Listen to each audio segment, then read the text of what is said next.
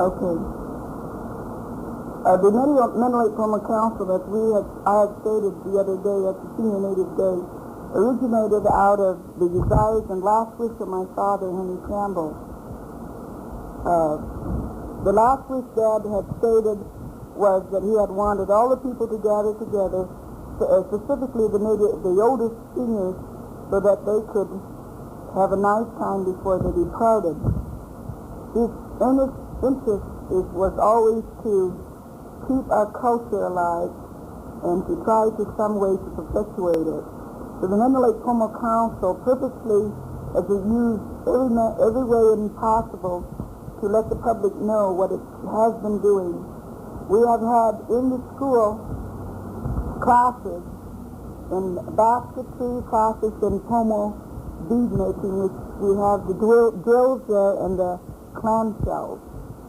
Mrs. Allen here is one of my well-known resource workers that is going to narrate a bit on the Native American display of our round village and the roundhouse in the village.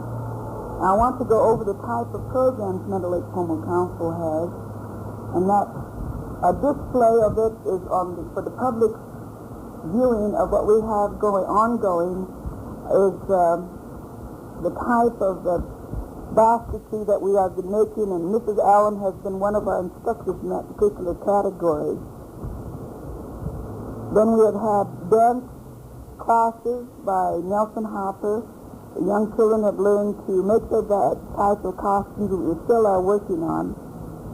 And we've tried every way that we possibly. We had lectures in shamanism, different types of marriage, death, purification, and the various types of seasons. This was done by a very noted individual in the field of history, reality, history, and research. Basketry making and their makers, we had films and literature, which has been done by Gene Coleman and Elsie Allen. The various illustrations of Native American foods, which we are now developing the curriculum for, because the Pomos are very well known for. That is the fried bread, acorn mush, Indian bread, seaweed, kelp, shellfish, and the various other types of other foods. The children in that particular classes have been learning to make headdresses, dances, and making their footwear. Native songs are something that we're still working on. Next September, we'll be continuing on with our Pomo language and the type of methods that we will be using to teach the language. That's by the master maker. What is that? The master maker films. We'll be using a particular type of machinery. No. It is a master. It's a master language. It's a language of mastering. Yes, but it's a machine that we put the words in. We write the words, say the word to the resource worker or the consultant. There's the particular word. We put it through the machine and it comes out, and the people learn the words as we are saying it as it comes out of the machine. It's a very unusual type of machinery to work with. We're hoping to have weaving, silversmithing, and to start out the storytelling at the ongoing library. We should pick up some workers to work with the library resource. We'll be using that next semester. We've had a class on herbal and medicinal usages by Gene Coleman, who is a Native American PhD in the field of marine biology, and she has been doing a lot of editing in that particular category. We're identifying, indexing, and cataloging urban and medicinal plant life. So, now you want me to, I'm going to continue on reading. Do you think maybe this particular photo could let the schools become aware of the Pomo culture? This is a photo of my mother, Angela Campbell, doing the student activity day, doing the fried bread dinner, seaweed, acorn, and displaying and demonstrating to the students how it's prepared. One of the things I'm going to bring to your attention, Richard, is the fact that when we sent out our information about the Senior Native Day, some of the calls were made to me from the public stating the fact that the news commentator had stated the Pomo cereal was sticky, gooey, similar to, if anybody likes Hawaiian porridge, they'll probably enjoy acorn mush too. So I called him up and told him there was quite a unique difference between the two cultures, and the Pomo acorn was a highly recommended type of diet for people who were ill, and it's rich in minerals, potassium, and protein supplements. So here we are illustrating in the school on the different types of foods we have. Mother goes with me to the school and demonstrates the basketry, since Mrs. Allen has been very, very busy working elsewhere in the community, doing public relations work and doing her cultural work with the various community organizations. And there you'll see that we have the spindles that we use for the old ancient bead craft, for the Washington shells. I demonstrate how it's made, how it's done, the purposes of it, and how we utilize it for money. It was a very important instrument. These two baskets here is a collection of mine, of my own ancestors. Mother has the bulk of the collection for my family. That is Grandma Lucy's and Grandma Molly's basket. This particular one, it should be reclassified as about 110 to 125 years. Yeah, well, it's made. It's one of my collections. It was handed down to me from my grandmother. It's very unique. Have you seen this type?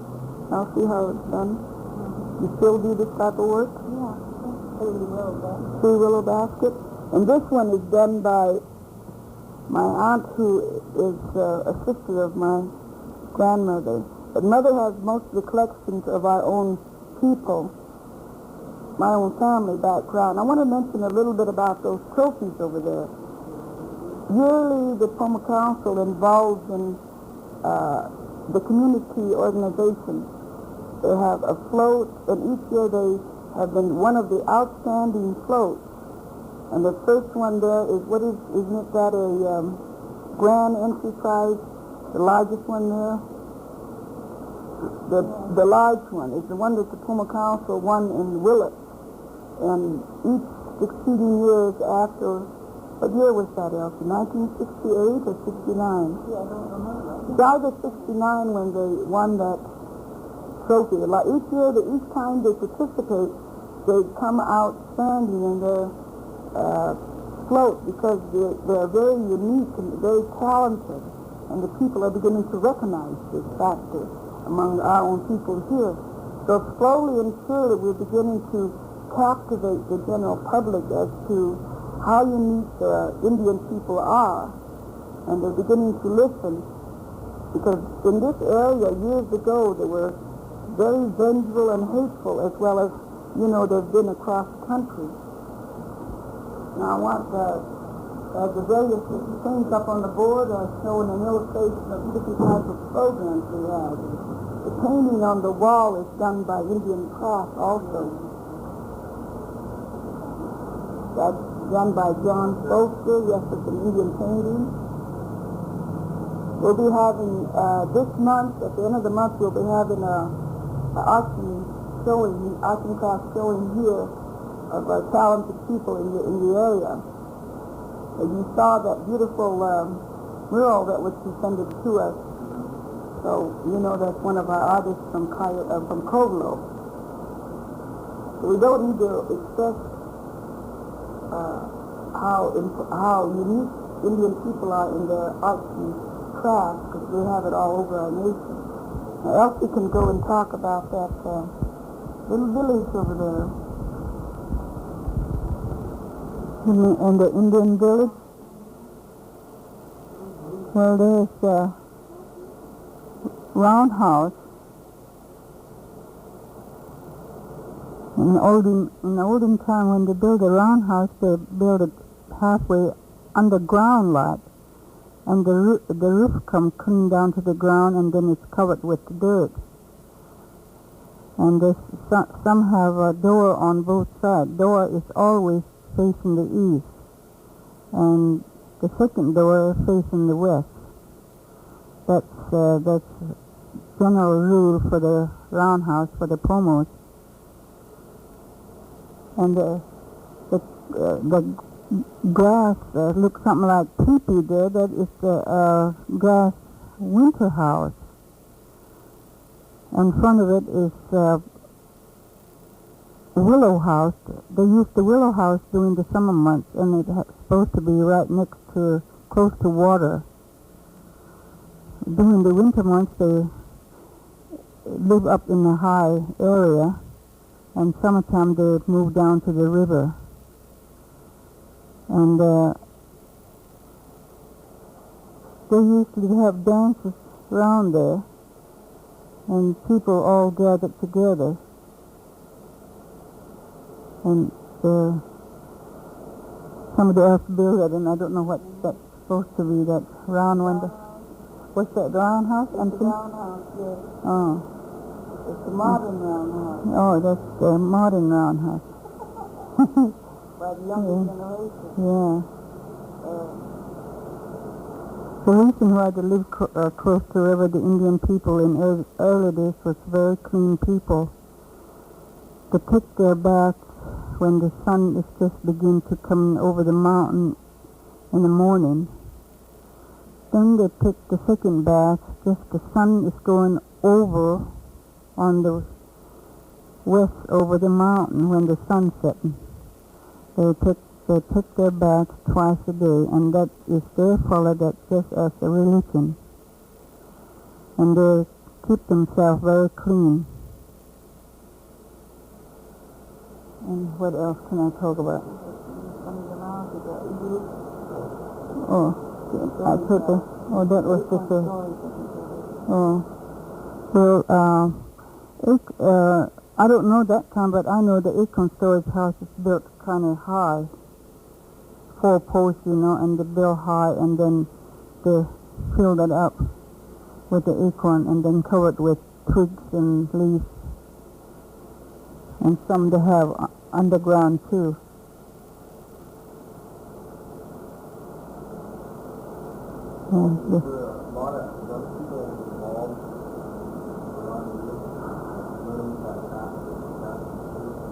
You mean today? Not too many of them. No.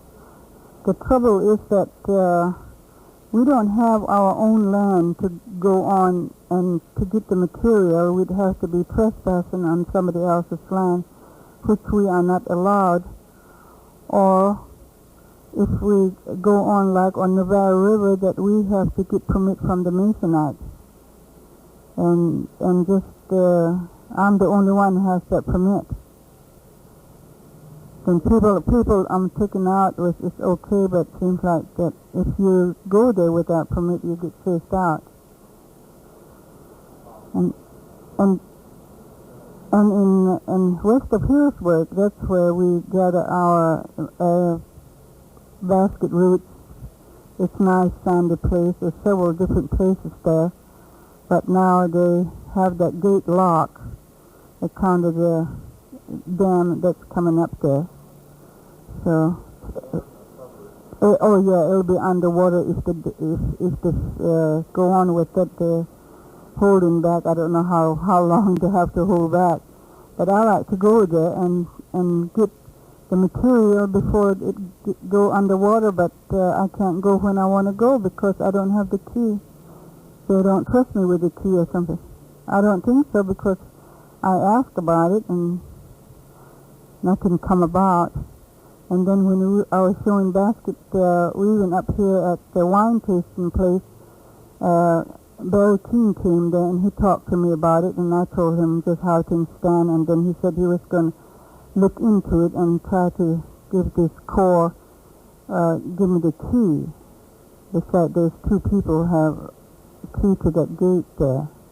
And when I want to go, I can't get in touch with these people, and I can't go. And when they put people in there, well, I'm not ready to go. So that's how I get left out, going in there. Yeah, that's the way it is. Hit and miss. It's right. So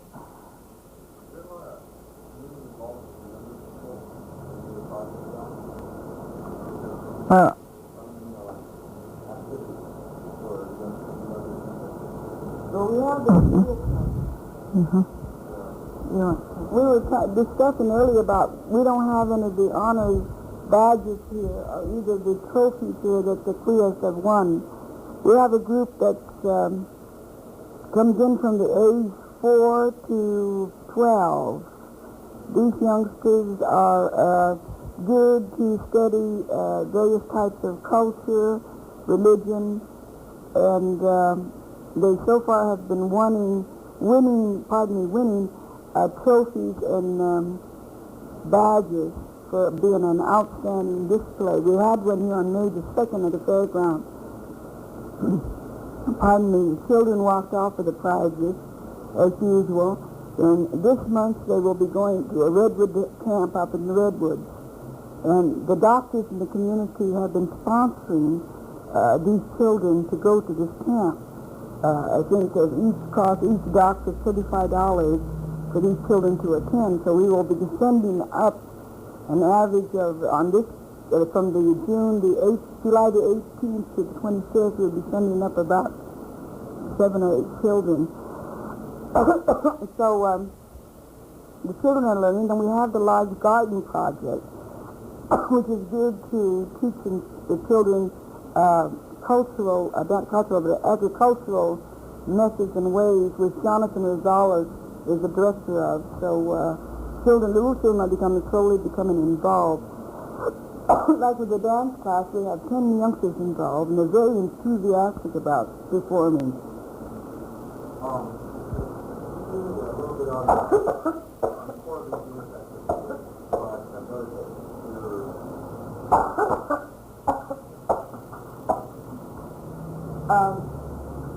The Corps is working with Pomo Council on establishing a $1.5 million visitor center. In this visitor center will be our particular types of programs in the administration office. There will also be housed, here are some of our designs.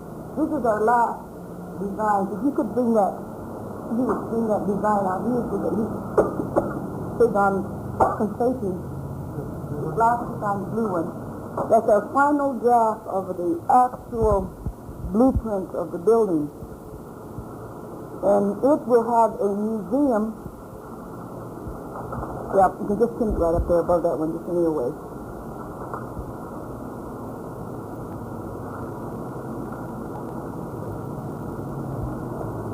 The building itself will be on the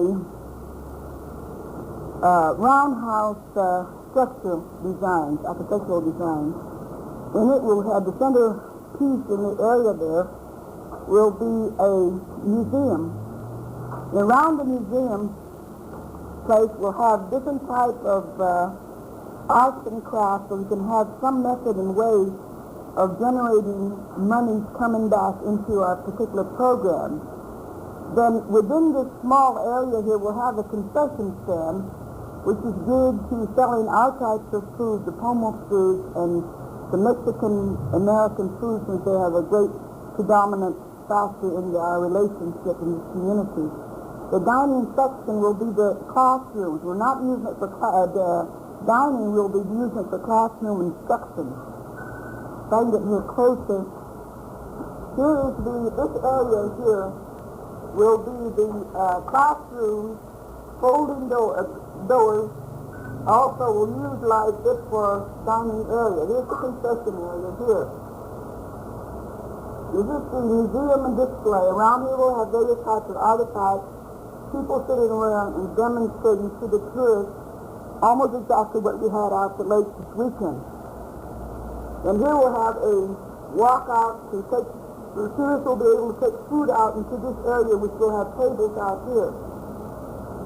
The second floor is going to be constructed where we have our cultural administration office, which is here.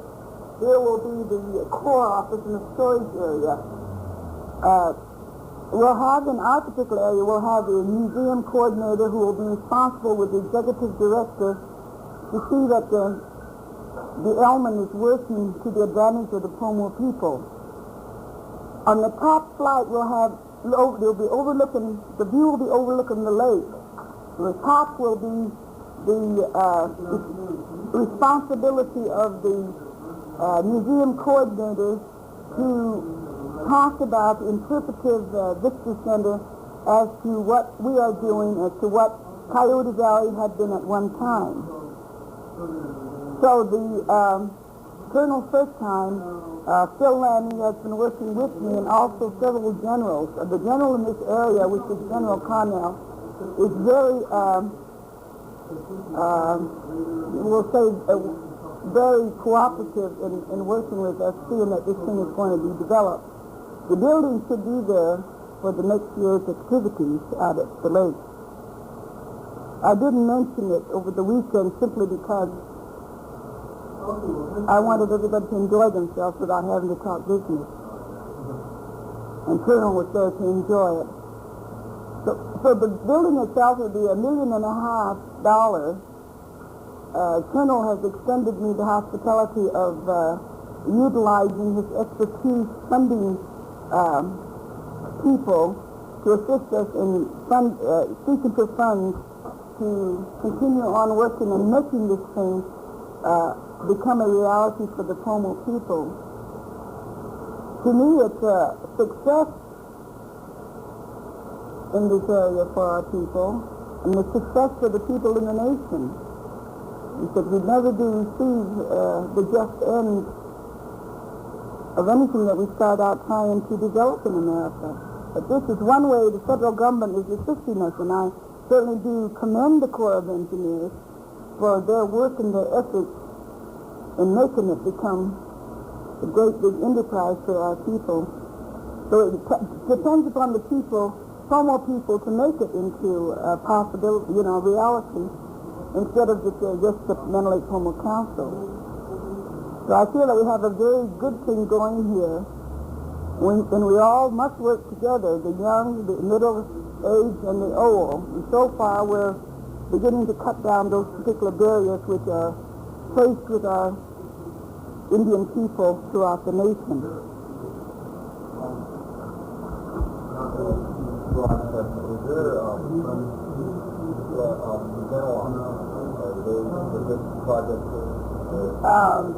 They are a group that we work together. We coordinate our programs together so that we could have a better thing going for the people in this area. The executive director of the Indian Health Project, it's not only a dental hygiene office or dental care office, dental service office, it's also a medical clinic facility.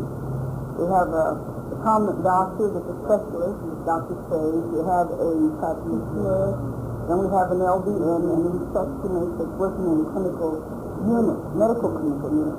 Then we have several technicians that are working with the dental clinic. I think at the present time we just have one dentist.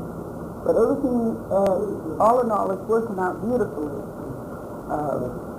I'm happy to say that the executive director of the Indian Health Project is my son, Robert. Have you met Robert? He doesn't have time to make a personal introduction. But Robert's doing a fabulous job. Of course, we had an Angelo there at the beginning who had worked for the federal government, I think 15 years in the medical profession, medical engineer. So far, it's working very fine. There's a lot of political pull in the area. We have to know where to hit people for our funding. It always has to be a type of rhetoric that's going to influence the people in the area to funding to the project. As you know, July month is Vegetarian month. So So we all have to sharpen our breath, sharpen our teeth, sharpen our wisdom, and sharpen our pencil in order to see that our funds come through from every flame.